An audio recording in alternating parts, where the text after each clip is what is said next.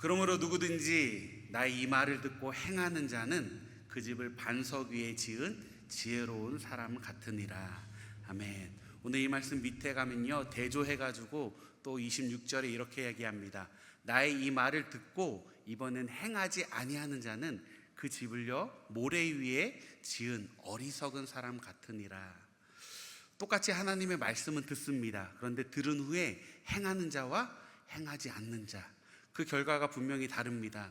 그 삶의 어려움이 홍수와 같은 힘듦이 왔을 때 한 사람은 그 반석 위에서 굳건히 버티지만 모래 위에 지은 자는 무너지고 쓸려가게 된다는 것입니다.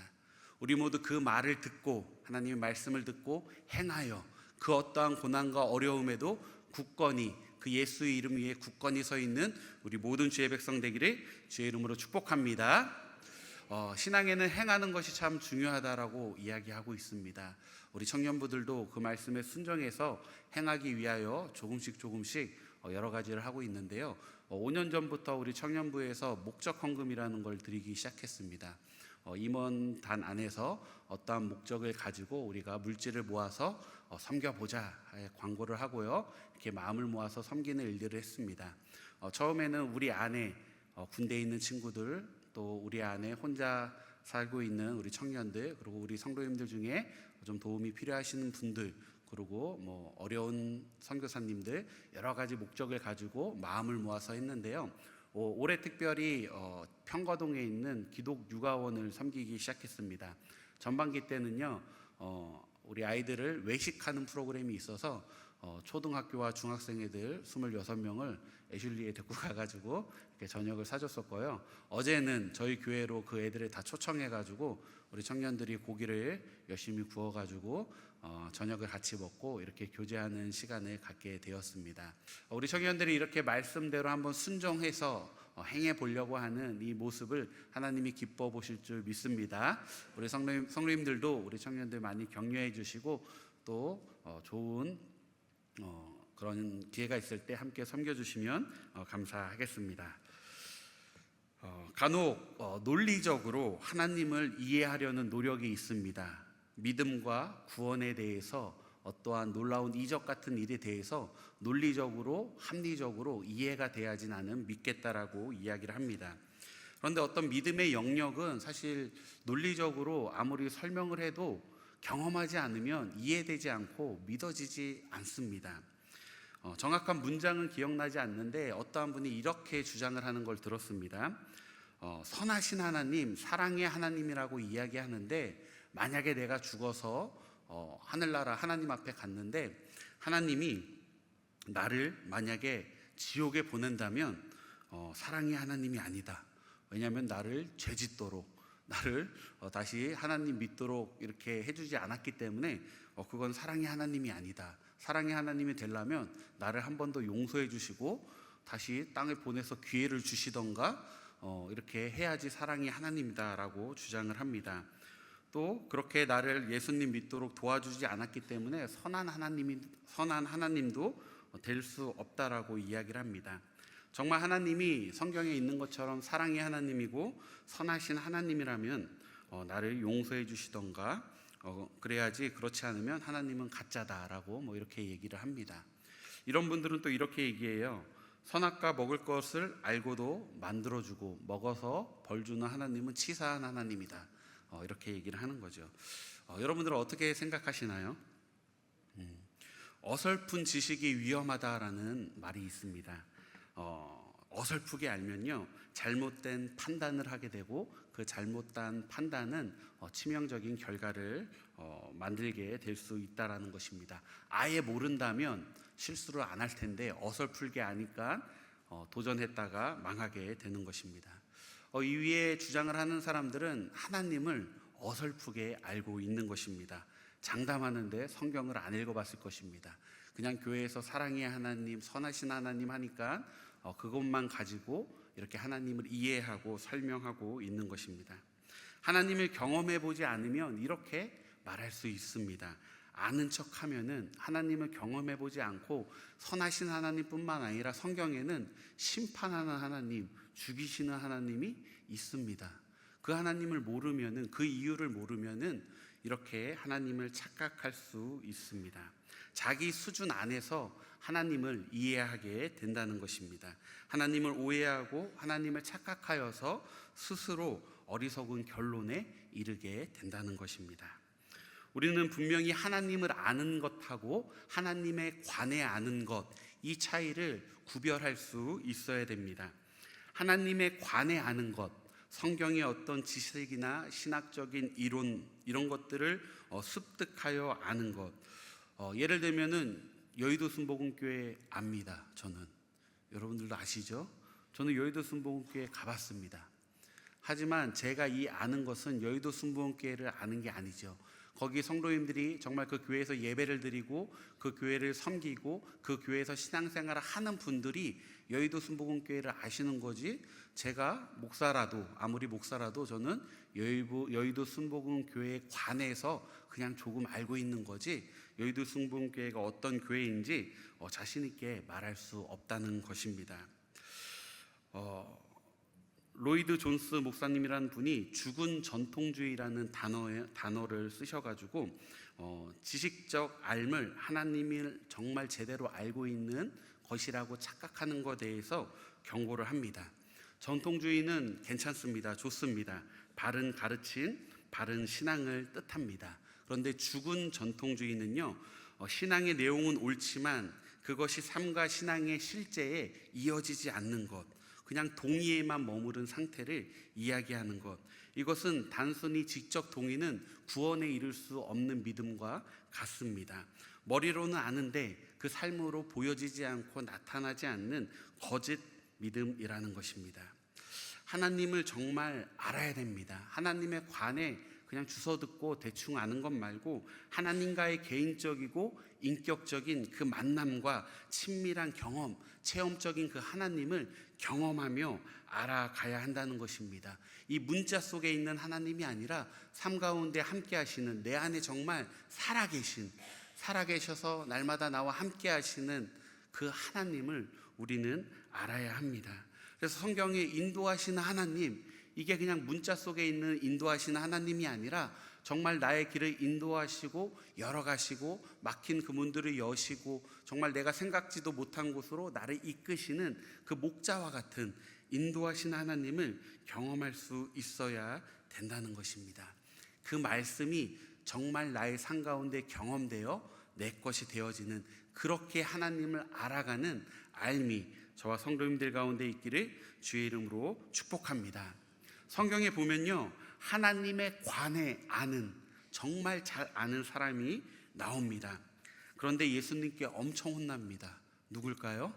바리새인들, 서기관들, 유대인들, 하나님에 관해서 정말 잘 압니다. 그래서 자기가 알고 있는 그 하나님에 관해서 그 말씀도 암송하고요, 그 11조도 하고 금식도 하면서 열심히 지킵니다. 근데 예수님께 계속 혼나죠. 너네는 왜 하나님에 관해서만 알고 하나님을 정말 알지 못하느냐고 그들은 예수님께 혼나고 있는 것입니다. 요한복음 5장 37절부터 이렇게 말합니다. 또한 나를 보내시니 아버지께서 친히 나를 위하여 증언하셨느니라. 너희는 아무 때에도 그 음성을 듣지 못하였고 그 형성을 보지 못하고 있다라고 이야기합니다. 그 말씀이 너희 속에 거하지 아니하니 이는 그가 보내신 이를 믿지 않고 있다. 정말 성경을 많이 보고 연구하고 있지만 예수님을 보고 그들은 그냥 질투하고 분노하고 죽이고 싶은 악한 마음에 사로잡히게 됩니다. 예수님이 하나님이 보내신 약속의 그리스도인심을 그들은 알지 못하고 또 구약의 그 말씀을 열심히 보면서 해석을 하는데 자기들 기준 안에서, 자기들 이해 안에서 말씀을 해석하고 규칙을 정해서 열심히 지키며 전통을 만들게 됩니다. 오히려 이 전통을 너무 열심히 지켜서 하나님의 뜻에 반하게 되고 하나님과 점점 멀어지는 안타까운 신앙생활의 모습을 그들이 하고 있었던 것입니다. 이것을 아시고 예수님이 그 핵심을 짚어주셨는데 그것이 듣기 거북하였고 불편하여서 예수님을 눈에 가시같이 여기게 됩니다. 하나님을 정말 사랑하는 그 사랑의 하나님은 없고 외식과 불법으로 가득하면서도 나는 정말 하나님을 잘 알고 있다, 나는 하나님을 잘 믿고 있다라는 착각 속에 살고 있었던 것입니다. 하나님에 대한, 하나님에 관한 아무리 많은 지식이 있더라도 정말 그 살아계신 하나님을 경험하지 않으면 그분과의 관계가 회복되고 관계가 맺어지고 이어지지 않으면 우리는 영적인 맹인이 될 수밖에 없습니다. 하나님에 관해 알기에도 물론 힘을 써야 되지만 정말 이 하나님을 아는 일에 정말 내가 하나님을 경험하고 하나님이 어떠한 분이신지 내 삶 가운데 깨달아지고 그분이 지금도 살아계시다라는 그 신앙적인 알미 저와 성도님들 가운데 분명히 경험되기를 주의 이름으로 축복합니다.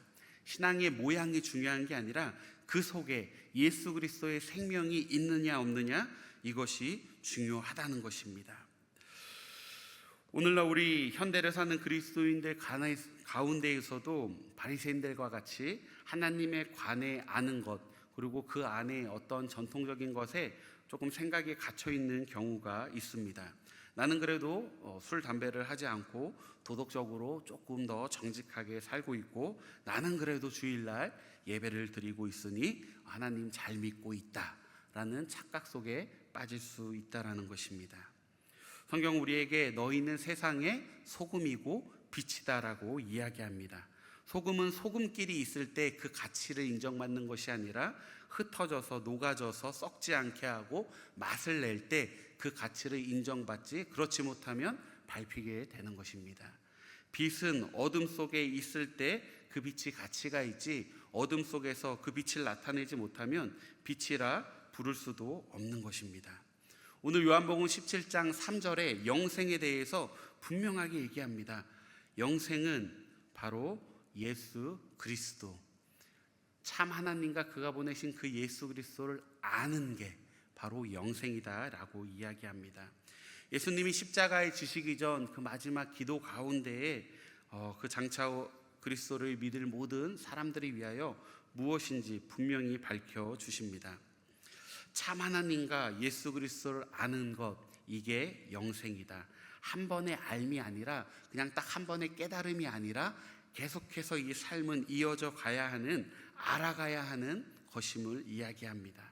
지식적으로 인식하는 것이 아니라 영적으로 친밀한 교제를 하고 관계를 맺어가고 계속해서 알아가는 마치 부부 사이에 서로를 알아가듯이 알아가는 그 알아감이 바로 영생이라고 이야기하고 있는 것입니다. 아들이신 예수 그리스도 안에 생명이 있습니다.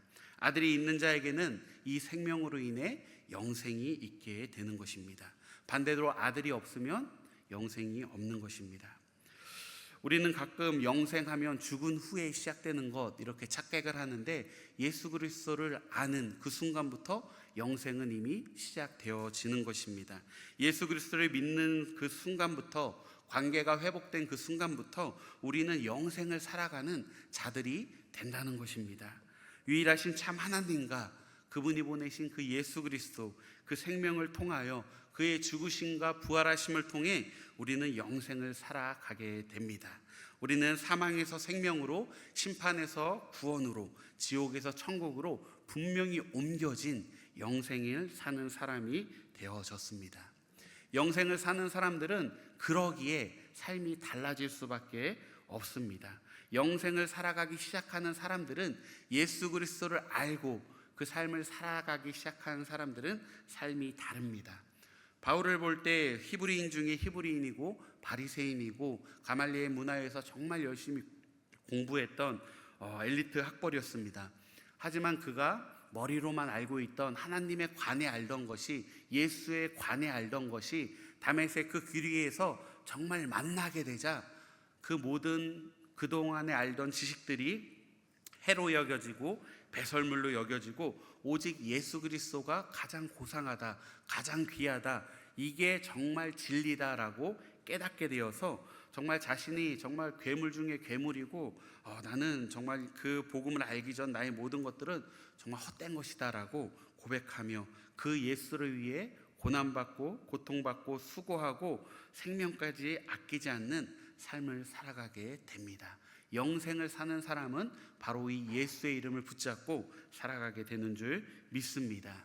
다윗도 정말 그 하나님을 경험하니 그의 고백이 달라집니다.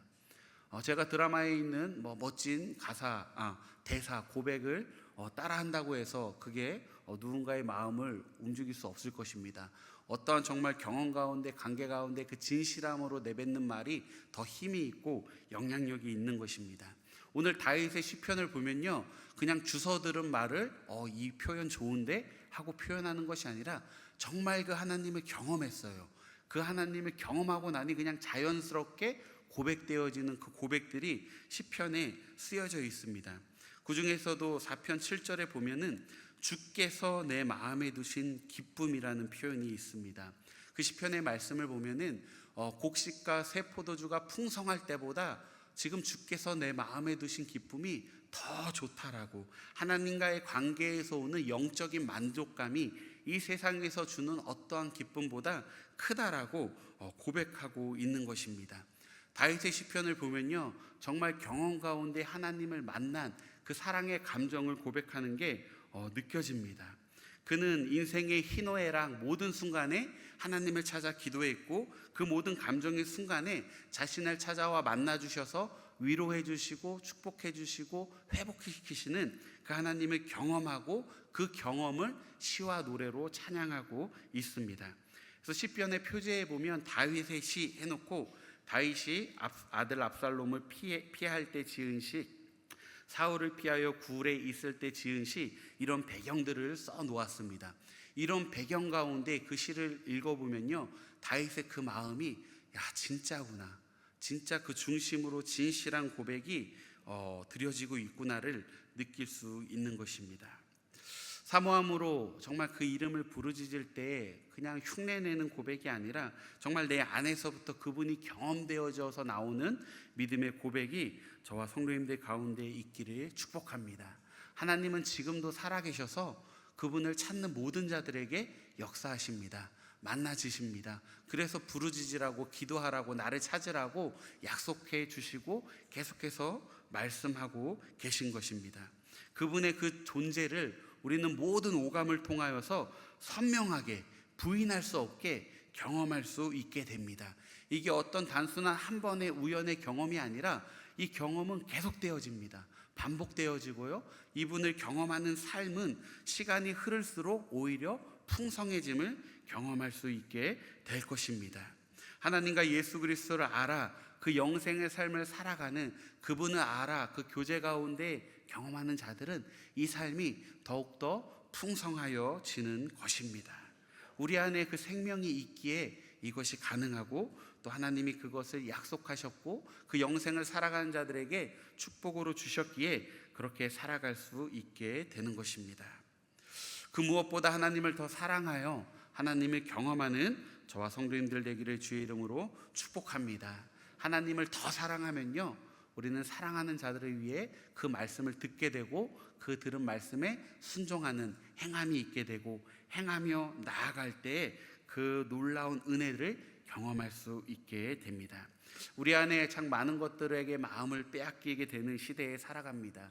우리 안에 정말 여러 군데 신경도 써야 되고 또 참 좋은 것도 많이 있는 시대에 정말 하나님 사랑하려고 힘쓸 줄 아는 저와 성도님들이 되기를 원합니다. 그래서 우리 스스로 나는 교회 다녀, 나는 기독교인이야, 나는 그리스도인이야, 크리스찬이야 말하는 것이 아니라 내 안에서 나오는 고백도 중요하지만 정말 순종하는 그 삶의 모습이 예수님을 닮아서 저 사람은 정말 그리스도인 같아, 저 사람은 교회 다니는 사람 같아, 정말 믿는 사람 같아라고 불리울 수 있는 그런 분명한 삶의 다름이 있는, 행함이 있는 믿음이 있기를 주의 이름으로 축복합니다. 예수님을 알아야 됩니다. 하나님을 정말 알아야 됩니다. 성경에 있는 그 하나님이 나의 삶 가운데도 지금도 살아서 똑같이 역사하고 계신 것을 경험할 수 있고, 또 경험한 자들을 보며 그냥 그렇구나 넘어가는 것이 아니라 좀 도전이 되어서 나도 저 하나님, 저 살아계신 하나님을 경험하기를 원하는 마음으로 하나님의 이름을 부르짖을 수 있는 저와 성도님들 되기를 주의 이름으로 축복합니다.